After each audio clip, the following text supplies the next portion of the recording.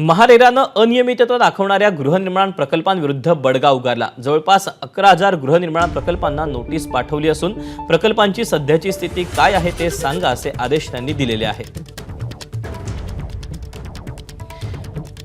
दरम्यान काय नेमके आदेश दिलेले आहेत ही बातमी आपण सविस्तरपणे जाणून घेऊया।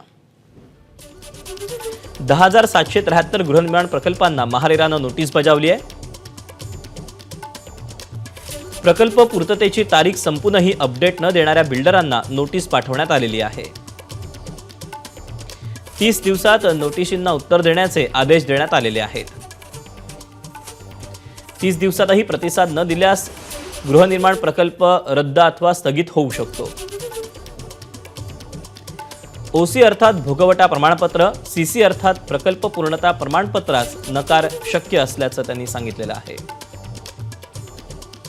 दंडात्मक कारवाई, सदनिका विक्रींवर निर्बंध, बँक खाती गोठवण्याची देखील कारवाई होऊ शकते।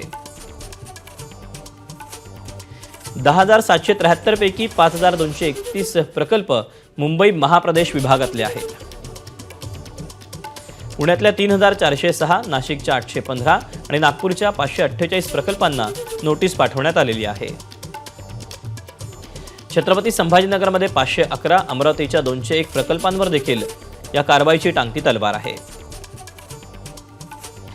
महारेरा 2017ला सुरू झाल्यापासून नोंदणी केलेल्या प्रकल्पांचा यामध्ये समावेश आहे। एबीपी माझा, उघडा डोळे बघा नीट।